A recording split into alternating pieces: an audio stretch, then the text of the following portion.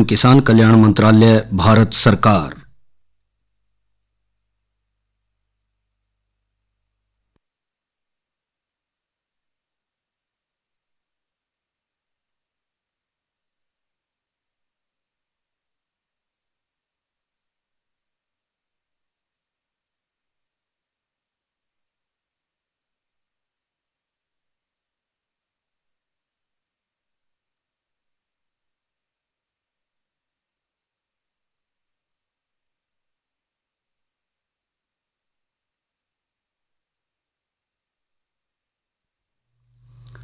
किसानवाणी कार्यक्रम सुनने वाले सारे बहन भाइयों ने वीरेंद्र भाई की राम राम।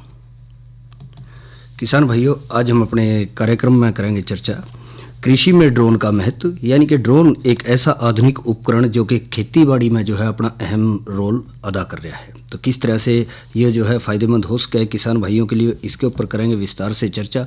और इसके साथ साथ करवाओगे मनोरंजन, सुनाओगे लोकगीत और खेतीबाड़ी से लगते दूसरे समसामयिक विषयों के ऊपर करेंगे चर्चा। पर इन सबसे पहला आओ करें चर्चा कृषि में ड्रोन का महत्व पे। तो जैसा हमने जिक्र कराया कि दुनिया भर में खेती के लिए ड्रोन तकनीक का इस्तेमाल बढ़ रहा है, जिससे कि बेहतर पैदावार और उत्पादकता बढ़ाने के साथ साथ किसानों की आमदनी में इजाफा हो सके। क्योंकि कृषि ड्रोन जो है खेती के आधुनिक उपकरणों में से एक माना जा रहा है। ये एक मानव रहित विमान की तरह से है, जो न्यू कह ले कि ये एक उड़ने वाला रोबोट है और इसको जो है दूर से ही सॉफ्टवेयर के माध्यम से नियंत्रित किया जा है। दरअसल इसमें एक जीपीएस आधारित जो नेविगेशन सिस्टम है और बहुत से सेंसर हैं। ये बैटरी की सहायता से काम कर रहा है। इसमें कई तरह के उपकरण जैसे कि कैमरा, कीटनाशक, छिड़काव यंत्र वगैरह इसमें लगे हुए हैं। Multi rotor drone, fixed wing drone और सिंगल रोटर हेलीकॉप्टर ड्रोन वगैरह जो हैं कृषि ड्रोन किसानों के द्वारा इस्तेमाल करे जा रहे हैं। ये बात यह आ जाए है कि ड्रोन के इस्तेमाल से खेती में और क्या कुछ फ़ायदे हो सके हैं। तो बात यह है कि इसके जिस तरह से हम कह रहे हैं कि कीटनाशकों वगैरह का तो इस्तेमाल करेंगे, ये छिड़काव में इस्तेमाल होएगा इसका, पर इसके साथ साथ बीजों के रोपाई में भी जो है इसका महत्व बढ़ रहा है। कृषि ड्रोन सेंसर तकनीक, इंटेलिजेंस सिस्टम के जरिए बंजर भूमि या फिर बड़े इलाके में कम समय में बीज रोपण कर सके हैं। रोपण प्रणाली से लैस ड्रोन सीधे मिट्टी में बीज को लगा सके हैं और कुछ ड्रोन एक दिन में लगभग 1 लाख से ज़्यादा बीज भी बो सके हैं। इसके अलावा कीटनाशक और उर्वरकों का जो है कम समय में छिड़काव कर सके हैं। ड्रोन ट्रैक्टर या दूसरे साधनों की तुलना में ज़्यादा सफाई के साथ खेतों की जांच करे है। ये फसलों में सही मात्रा में कीटनाशक और उर्वरकों का जो है बड़ी तेज़ी से छिड़काव भी करे है, जिससे कि ज़मीन की शुद्धता बनी रहेगी और रसायनों के ज़्यादा इस्तेमाल पर भी रोक लगेगी। जितनी ज़रूरत होगी उतना ही छिड़काव कर सकेंगे। ड्रोन जो है मुश्किल से 15-20 मिनट में लगभग 2.5 एकड़ यानी कि 1 हेक्टेयर के करीब जो भूमि में कीटनाशकों और उर्वरकों का छिड़काव कर दे है। जो सामान्य रूप से छिड़काव कराया जा तो इसके लिए 2-3 जो है आमतौर पर मजदूरों की ज़रूरत पड़े है, तो वो भी समय बचाएगा, वो किसी और काम को कर सके हैं और बाकी का जो समय है वो ड्रोन के ज़रिए इस्तेमाल कराया जा सके है और उनका समय भी बचाया जा सके है। और इसके साथ साथ ये देखा जाए कि ड्रोन जो है व्यापक रूप में सिंचाई और मिट्टी की जांच में भी मददगार हो रहे हैं। ड्रोन में लगे हाइपर स्पेक्ट्रल, थर्मल या मल्टी स्पेक्ट्रल सेंसर से उन इलाकों की पहचान कर सके हैं जो बहुत शुष्क हैं या फिर जिनमें जल भराव की समस्या है, और इस माध्यम से ड्रोन के जरिए सिंचाई की यही योजना बनाई जा सके है। और इस तरह से देखा जाए कि इस व्यापक सिंचाई योजना के साथ साथ ड्रोन के जरिए फसल की गुणवत्ता, निगरानी, मिट्टी के स्वास्थ्य के बारे में सही जानकारी प्राप्त कर सके हैं। फसल की उचित जानकारी होने पर संसाधनों का सही ढंग से जो है बिना फिजूल खर्चे के इसका इस्तेमाल किया जा सके है। और इसके साथ साथ किसान जो है ड्रोन से दुर्गम और पहाड़ी इलाकों में ज़्यादा क्षेत्रफल की भूमि की भी जो है प्रभावी ढंग से देखरेख कर सके है। उचित मात्रा में जहरीले कीटनाशकों के प्रयोग से भूमि को सुरक्षित रख सके है, जिससे भूमि प्रदूषण भी कम होगा।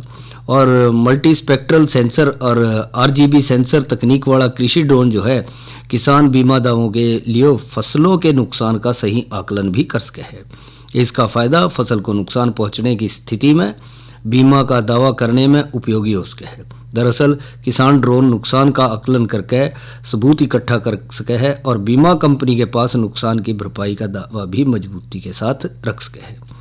ड्रोन से प्राप्त जीपीएस आधारित सही और भरोसेमंद जानकारी को जो है वो सही उसको समझ के देख के जो है उसके अनुसार किसान भाई जो हैं इसको अपने खेतों में जगह जगह पे इस्तेमाल कर सके हैं, जहाँ भी उनकी ज़रूरत पड़ रही है, जहाँ भी उनको उसकी आवश्यकता पड़ रही है। और सबसे ज़्यादा तो जो दिक्कत आवा है कि जो बड़ी फसलें हैं जैसे गन्ना है या अरहर है, ऐसे है या बागवानी है, उसमें देखा जा है कि जहाँ पे छिड़काव यंत्र ऊंचे तक पहुँचाने में किसान भाइयों को दिक्कत आ है, तो ऐसे इलाकों में या ऐसी फसलों के ऊपर जो है ड्रोन छिड़काव कर सके, क्योंकि ड्रोन को जो है नियंत्रित कर सके हैं रिमोट के जरिए उसकी ऊंचाई को। तो ऊंची फसलों में उसको और ऊंचा ले जाया जा सके है और नीची फसलों में नीचे ले आया जा सके है। और रही बात, कहीं कोई किसान भाई सोच रहे होंगे भाई बीच में दरख्त आ जाए, पेड़े आ जाए, खंभे आ जाए, तारा आ जाए, ऐसा कुछ है नहीं, ऐसा नहीं है। जब जो उसको नियंत्रित कर रहा है वो रिमोट के जरिए उसकी ऊंचाई को जो है उसी अनुसार जो है निर्धारित कर सके है और उसका फ़ायदा जो है ज़्यादा से ज़्यादा ड्रोन का खेती में लिया जा सके है। खास करके जहाँ छोटे खेत हैं या फिर जहाँ बड़े खेत हैं, कई बार यूँ हो जाए हर खेत तक जो है ट्रैक्टर की लंबी पाइप पहुँचाना मुश्किल हो जाए, या उसको पाइप को भी नियंत्रित करने के लिए जो है 5-6 मजदूर उसके साथ लगेंगे। मान लो 5-6 किले तक ले जाना है, ले जाए जा सके है, इसमें कोई बड़ी बात नहीं है। पर उसमें जो है उस पाइप को जो है संभालने के लिए, अगले खेत तक पहुंचाने के लिए, जो सड़क के ऊपर आपने ट्रैक्टर खड़ा कर रखा है और 6 किले पे लेकर जा रहे हैं, तो 6 किले तक जो है कम से कम 6-7 मजदूरों की ज़रूरत पड़ेगी और वो वहाँ तक जाएंगे। तो उसमें फिर दूसरा लंबे पाइप को इकट्ठा करना, रखना, उसका प्रबंध करना, सुरक्षित लाना ले जाना, इसका भी ध्यान रखना पड़े। और इसके साथ ड्रोन जो है आप हल्का से रिमोट के जरिए, जैसा वो अपनी तकनीक के अनुसार काम करेगा, आप वहीं पे उस खेत में एक ही आदमी उसको नियंत्रित कर सके है। और जितना पानी, जितनी दवाई आपने पर्याप्त डालनी है, जिस खेत में ले जानी है उसी खेत में आप उसका छिड़काव खेत से बाहर खड़े होकर जो है अपने आप कर सके हैं, बिना खेत के अंदर जाए। ड्योड़ पर खड़े होकर कैप्टी के पास या ट्यूबवेल के पास या कोई रठान है खेत में, उसके पास खड़े होकर उसको नियंत्रित किया जा सके है। और जहाँ तक भी आपके खेत हैं वहाँ तक जो उसकी रेंज है उसके अनुसार उस पर छिड़काव कर सकें। इसका एक और फ़ायदा सबसे बड़ा ये है, मान लो खेत के बीच में कोई रड़ी एक दिखाई दी है आपने और उसके अंदर आपको लग रहा है कि इसमें कीटनाशकों का छिड़काव करना है, और वो जो है आपका खेत जो है थोड़ा दूर पड़ा है, तो अब उसके अंदर जो छिड़काव यंत्र आपने पीठ पर लाद गया वहाँ तक बीच में जाना पड़ेगा। खासकर जैसा कि धान के खेतों में पिछले मौसम में रहा हुआ, तो उसमें खेत गिल्ले होंगे, उसके अंदर तक पहुंचना पड़ेगा और उसमें समय लगेगा, और फिर उस विशेष रड़ी तक पहुंचने में भी जो दिक्कत तो आवेगी, और उसके ऊपर सही छिड़काव हो या नहीं हुआ वह अलग बात। पर जहाँ तक ड्रोन की बात है, तो आप जब देख लेंगे कि अमुक खेत के में उसके बीच में जो है एक रड़ी रह रही है और वहीं पर ड्रोन को आप फिक्स कर देंगे, पहुँचा देंगे और वहाँ पर उसको नियंत्रित करके अच्छे से छिड़काव करके ड्रोन को वापस आप अपने पास ले आएंगे। और इस तरह से अलग अलग खेतों में, रड़ियों में भी जहाँ जहाँ आपको आवश्यकता पड़ रही है उस अनुसार भी इसमें कराया जा सकता। क्योंकि किसान भाइयों के मन में यो आ जाए भाई ड्रोन तो जो है सीधा फांट लेगा, सीधा फांट या लड़ाई ले ली, नहीं, ऐसा नहीं है। जहाँ जहाँ आपको ज़रूरत है उसी अनुसार आप ड्रोन की गति को नियंत्रित कर सके हैं, वहीं पहुँचा सके हैं। जैसा हमने जिक्र कराया कि उसको ऊंचाई पे ले जाना है, निचाई पे रखना है, या फिर कितनी लंबाई तक लेकर जाना है, क्या किलियाँ तक चलाना है उसको, और उसकी चौड़ाई के अनुसार, उसी अनुसार आप उसका इस्तेमाल कर सके हैं। और जहाँ जहाँ भी जिस मात्रा में दवाई देनी है उसकी नोज़ल को आप उसी अनुसार कम ज़्यादा भी कर सके हैं। तो इस तरह से देखा जा रहा है कि आज की कृषि में, आधुनिक कृषि में, एक आधुनिक कृषि यंत्रों में ड्रोन भी जो है एक महत्वपूर्ण कृषि यंत्र के रूप में उभरा है और धीरे धीरे इसका प्रचलन खेतीबाड़ी के रूप में काफ़ी बढ़ रहा है। तो भाइयों, यह तो करी हमने चर्चा कृषि में ड्रोन के महत्व पे, और अब करेंगे मनोरंजन। तो आओ सुने ये लोकगीत।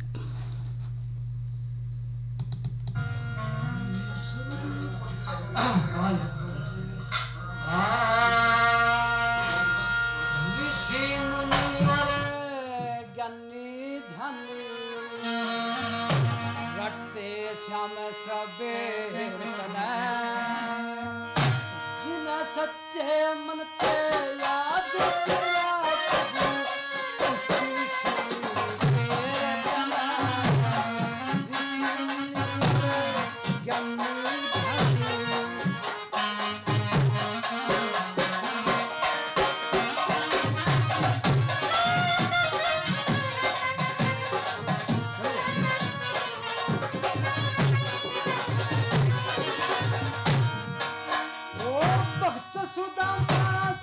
सच्चे मन ते तेरे दर्शन करने आया तने भाज का कोड़ी भर ली आसन बीच बैठाया तेरे खान की खातिर प्रभु कुंडल तो फाल्या तने अपने गठड़ी खोल लई बड़े आनंद खाया टूटी छाने माल बनाया टूटी छाने माल बनाया कर दिए दूर अंधेरे तने सच्चे मन ते याद करा प्रभु उसकी सुनी तेरे तने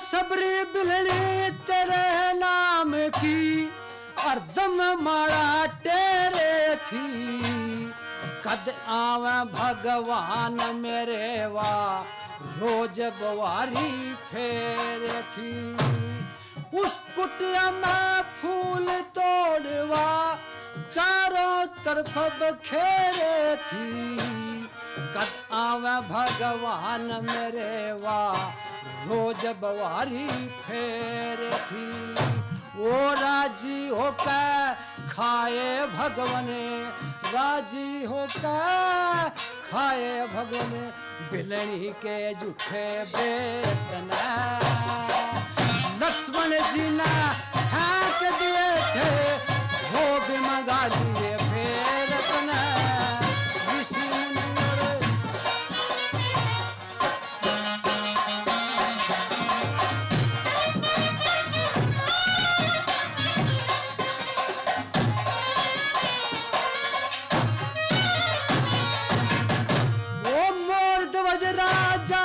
जमाया उनका आप फकीरतन हम अन के भूखे साधु से कुछ इसी लड़ाई तदबीरतन मरे शेर को देना होगा लड़के का शरीर तन मात पिता के हाथों चराया करी बिचो बिचल कीरतन मात पिता के हाथों चराया करी बिचो बिचल कीर्तन उस लड़के ने खा गया भगवन उस लड़के ने खा गया भगवन ऐसा छोड़ा शेर 5 मिनट में जिंदा कर दिया कोना लाई देर तना ऋषि मुनि और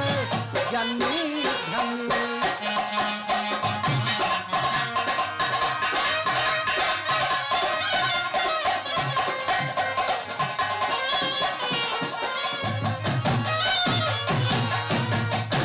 ओ यरना कुछ अभिमानी कातने आका मान घटाया था प्रहलाद भगत के मन में बस का अद्भुत खेल रचाया था उस बाल के मारने खातिर तत्ता खंभ कराया था बाल तलक भी ना बिगड़ा जब पहाड़ी ते गिरवाया था बाल तलक भी ना बिगड़ा जब पहाड़ी ते गिरवाया था ओ सांझ न तड़का बार न बितरे सांझ न तड़का बार न बितरे मारा धेड़िया मैं कीर्तना साधु राम का उसकी ढाला करनी होगी फेर तना ऋषि मुनि और ज्ञानी धनी करते श्याम सवेर तना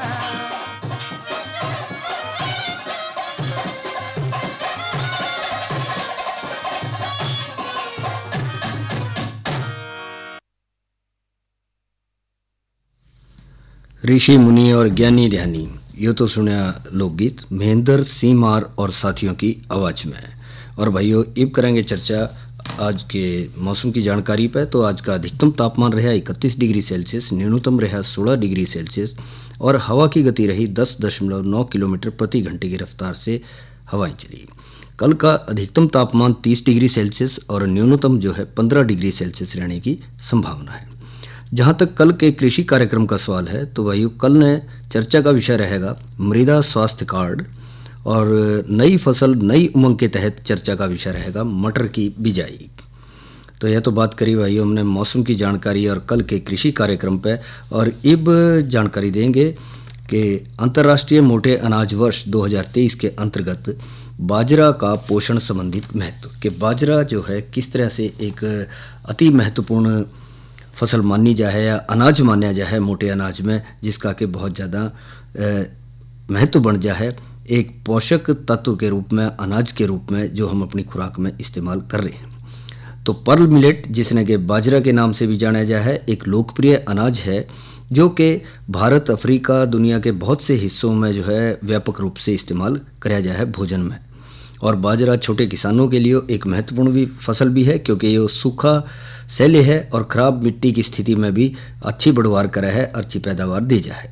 बाजरे का ज़्यादातर उत्पादन जो है खाद्य सामग्री के रूप में कराया जा है, पर इसका इस्तेमाल जो है फसल के बीजों से उत्पादित तेल और चारे के रूप में भी काफ़ी कराया जाए। हरी फसल को चारे के रूप में भी इस्तेमाल कर रहे हैं और बाजरे के दानों को भी जो है उसको चारे के रूप में भी इस्तेमाल कर सकें और मनुष्य भी जो है इसको खाने में इस्तेमाल कर रहा है, क्योंकि बाजरा लाखों लोगों के लिए पोषण का एक महत्वपूर्ण स्रोत माना जा है। खास करके उन इलाकों में जहां दूसरा अनाज यानी कि धान और गेहूं वगैरह उगाना मुश्किल हो जाए, जो जलवायु की परिस्थितियां हैं जो उसके अनुकूल नहीं है, तो वहां पे बाजरा जो है आसानी से उगाया जा सके। इसको जो है न्यूट्री सीरियल भी कहते हैं, क्योंकि ये सिर्फ पोषक ही नहीं दे रहा है बल्कि फाइटोकेमिकल्स और एंटीऑक्सीडेंट्स का भी जो है एक बहुत समृद्ध स्रोत माना जा है। इसलिए इसका नियमित रूप से सेवन जो है कई संभावित स्वास्थ्य लाभ जो है देगा। और इसके अलावा बाजरे में कई विटामिन और मिनरल्स भी हैं, जैसे कि मिसाल के तौर पर लें vitamin B, folic acid, iron, magnesium वगैरह इसमें काफ़ी पाए जाए और ये सभी पोषण के लिए ज़रूरी हैं और सेहत के लिए बेहद फ़ायदेमंद भी माने जाए।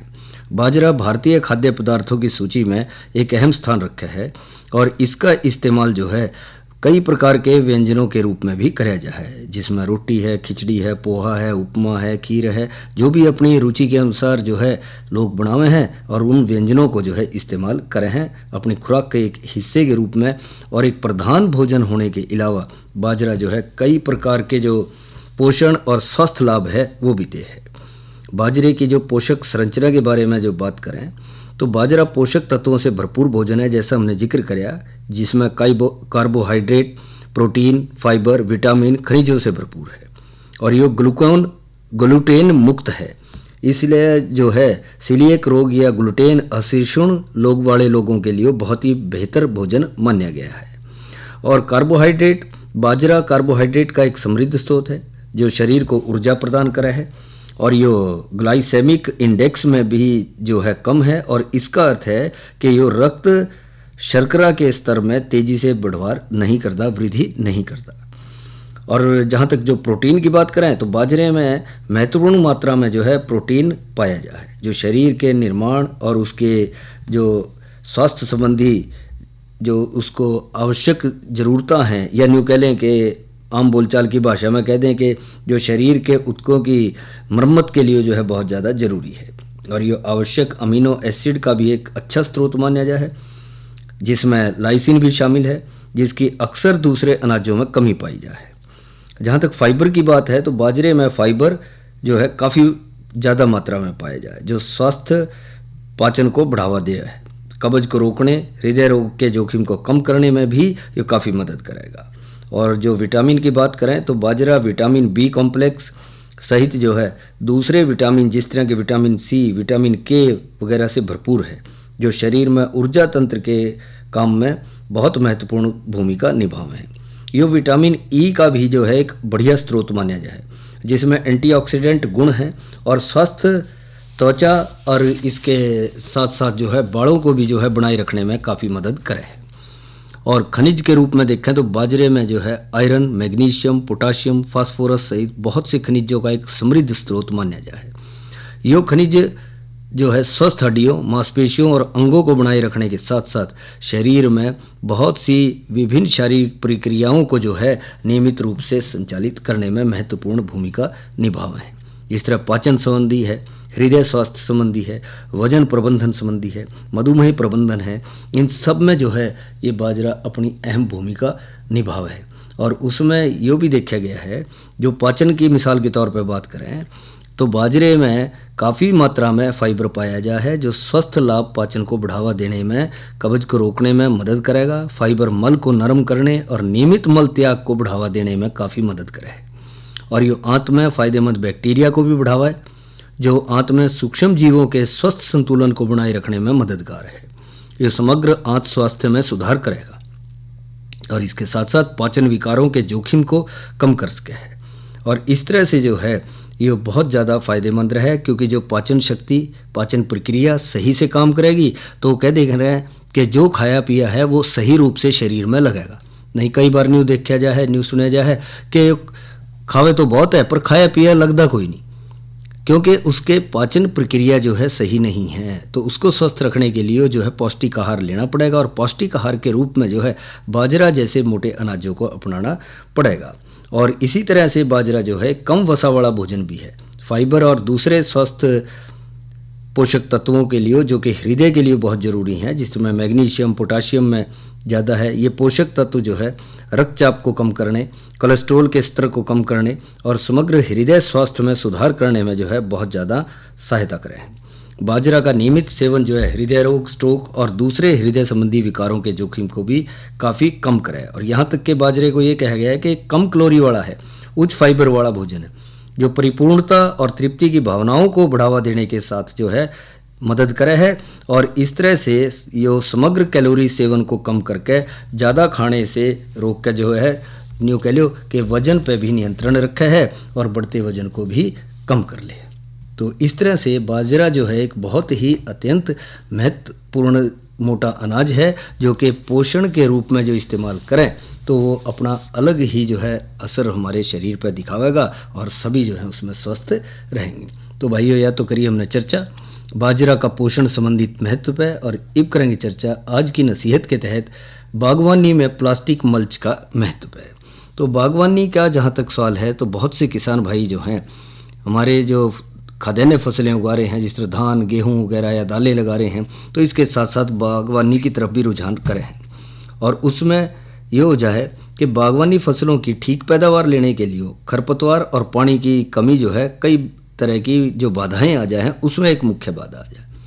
तो उसको बनाए रखने के लिए कई बार देख ले हैं कि भाई खेत में पर्याप्त नमी रहे, जहाँ खास करके जिन इलाकों में पानी की थोड़ा कमी रहे उन इलाकों में ये देखा जाए कि वहाँ पत्ते बिखेर दे हैं, घास फूस पुराड़ी बिखेर दे हैं, इस तरह से, जिससे कि खेत के अंदर नमी बनी रहे और पौधे अपनी सही बढ़वार करते रहें। और इसलिए सिंचित इलाके बढ़ाने के लिए और सिंचाई योग्य पानी का सदुपयोग करने के लिए जो है, जैसा हमने जिक्र कराया कि कभी कभी जो है खरपतवारों से बागवानों की जो है उखाड़ के उनको खरपतवारों को वहीं बिछा दे हैं, जिससे कि नीचे नमी बरकरार रहे और खरपतवार भी निकल जाए। और खरपतवारों की बढ़वार को रोकने के लिए भी ज़रूरी हो जाए कि ऊपर कुछ ढक दो तो नीचे से उनका जमाव कम रहेगा। और पैदावार बढ़ाने के लिए, पानी की बचत करने के लिए मल्चिंग जो है बहुत फ़ायदेमंद रहे। मल्चिंग करने में जैसा हम जिक्र कर रहे हैं कि मिट्टी को सूखे पत्तों, टहनियों या घास फूस से ढक सके हैं, पर आजकल ये देखा जा रहा है मल्चिंग की सबसे सुधरी हुई विधि के रूप में जो अपनाया जा रहा है वो प्लास्टिक मल्च का इस्तेमाल है। प्लास्टिक की शीट से मल्चिंग करने के जो है कई फ़ायदे हैं, जैसे कि वाष्पीकरण जो है पानी का वो रोका जा सका है, खरपतवार का नियंत्रण और सिंचाई की ज़रूरत को घटाना। प्लास्टिक मल्च जो है वो कई तरह से कर सके हैं, जिसमें ये देखा जाए है भूमि में नमी के संरक्षण के लिए मल्चिंग करें हैं, तो इसके साथ साथ मल्चिंग से खरपतवारों का भी नियंत्रण काफ़ी हो सका है, जैसा हमने जिक्र कराया। प्लास्टिक के बंडल में से प्लास्टिक की फिल्म उतनी ही काटें जितनी कि फल वाले वृक्ष के या छोटे पौधे के इर्द गिर्द जो है उसकी छतरी है, उसकी लंबाई और चौड़ाई हो। पर सब्जियों में सब्जी की लाइन में लंबाई के बराबर शीट को काट कर रखा जाएगा और मल्चिंग शीट की उपलब्ध चौड़ाई में जितनी कतारें सब्जी की संभव होंगी उसमें लगा सके हैं। जो खासकर नए बाग लगाए हैं तो उसमें साथ साथ सब्जी की भी काश्त कर रहे हैं, तो इस दौरान मल्चिंग भी वहाँ पे करी जा सके। और उसके पश्चात पानी की सिंचाई के लिए खड़ बनावें और फिर प्लास्टिक की शीट की चौड़ाई के बराबर बेड बनावें जिस पे जो हैं सब्जियों के पौधे वगैरह लगाए जा सके हैं। और इस तरह से बराबर लंबाई के जो सब्जियों की क्यारियां हैं वो बना दें और जहाँ जहाँ पौधे हैं वो स्थान थोड़ा सा छोड़ दें जहाँ खासकर 1 साल के, 2 साल के या 4 साल के पौधे हैं, ऊंचाई के अनुसार वो देखा जा सके है और उस अनुसार हम उस खाली जगह का इस्तेमाल कर सके हैं। मल्चिंग करने से पहले हम बाग में या सब्जियों की क्यारियों की अच्छी तरह से जुताई कर लें। उनमें ईंट, पत्थर, कंकड़ कुछ ऐसी चीज़ दिखाई दे रही है वो हटा दें और सही मात्रा में गोबर की खाद डाल के जो है वहाँ पे इसको कराया जा सके है। और उस तरह से एक समतल कर लें जिससे बीच में कोई सिंचाई करने में रुकावट ना हो और पौधों की बढ़वार में भी कोई दिक्कत ना हो। फलदार पौधों को मल्चिंग शीट की चौड़ाई के ठीक बीच में लगावें और पौधे के स्थान से प्लास्टिक शीट को थोड़ा काट कर पौधा शीट से आर पार बाहर निकालें। ड्रिप लाइन प्लास्टिक शीट के नीचे रखें, पर डिपर पौधों के निकट होने के लिए ये बहुत ज़्यादा जरूरी है। सुराख निकालने के बाद फिल्म की स्थिति ऐसी हो कि सुराख में से हवा न आ सके, क्योंकि आंधी और तेज हवा से जो है फिल्म के नीचे जाकर वो शीट को नुकसान पहुंचा सके है। और जो पौधों की रोपाई करनी हो तो प्लास्टिक की शीट में उसी समय सुराख बनावें जब रोपाई करी जा रही है, जिससे पौधों की जड़ें जमीन में अच्छी तरह से मिट्टी में दब जाएं और वो उसी अनुसार जो है फिर अपनी बढ़वार कर सकें, जड़ पकड़ लेगा और वहाँ चलेगा। और जो मल्चिंग पौधे लगाने के बाद करी जा रही है तो इस बात का खास ध्यान रखें कि पौधे मल्चिंग शीट से बाहर रहें और पौधे मल्चिंग शीट के नीचे दब जाएंगे तो उनमें बढ़वार नहीं होगी और फल भी नहीं लगने के। तो इस तरह से ये देखना है कि किस तरह से हम उसको करें। मुख्य काम तो ये है कि हमने किस तरह से नमी को सुरक्षित करना है, खरपतवारों को रोकना है, इसलिए ज़्यादातर फायदेमंद है। मल्चिंग से पैदावार में 20 से 30% तक की बढ़ोतरी होगी। मल्चिंग करे हुए खेत से जो फल और सब्जियां मिलेंगी वो अच्छी होंगी। खरपतवार नियंत्रण जो है बहुत अच्छे से होगा और इसके साथ साथ जो है टपका सिंचाई का भी इस्तेमाल कर सके हैं। खादों और कीटनाशकों की जो है इसमें कम ज़रूरत पड़ेगी। जो हम इसके अंतर्गत देख रहे हैं उसको हम इस्तेमाल कर रहे हैं। मल्चिंग के रूप में जो बागवानी में प्लास्टिक मल्च का इस्तेमाल कर रहे हैं तो वो बहुत ही ज़्यादा फायदेमंद रहेगा। इस कार्यक्रम के प्रायोजक थे कृषि एवं किसान कल्याण मंत्रालय, भारत सरकार। अरे क्या कर रहा है? इधर इधर इधर हम बोल रहे हैं तेरे बीजू का। उतला बोल रहा है? हाँ, पक्षियों से तो हम खेत को बचा लेते हैं, पर इन घातक रसायनों से कैसे बचाएं? मतलब? देख बेटा, तू जो ये अंधाधुंध रसायन मिलाता है ना, मिट्टी की सेहत बिगड़ने लगी है और जब माटी ही कमजोर पड़ जाएगी तो उपज कैसे सेहतमंद होगी? हाँ? अरे पहले ऐसा नहीं था। पूछना अपने बड़े बुजुर्गों से, कैसे फसल लहलहाती थी, शुद्धता झलकती थी। हाँ, माटी भी तंदुरुस्त और लोग भी। अरे अब पहली वाली बात कहाँ? पर अब तो सब यही डाले हैं। सब नहीं, आज भी लाखों जागरूक किसान परंपरागत विधि से फसल उगा रहे हैं। खर्चा कम और उपज की कीमत भी बेहतर पा रहे हैं। सच है? रे बेटे, एक्सपीरियंस से बता रहे हैं। धूप में बाल सफेद नहीं किए हैं। हाँ। ठीक है भाई, मैं भी आज से जैविक खेती शुरू करूंगा। माटी से प्रेम की परंपरा है परंपरागत खेती। इसी के साथ हमारे आज के किसान वाणी कार्यक्रम का समय समाप्त हुआ। तो वीरेंद्र भाई ने इजाजत दो। अच्छा भाइयों, राम राम।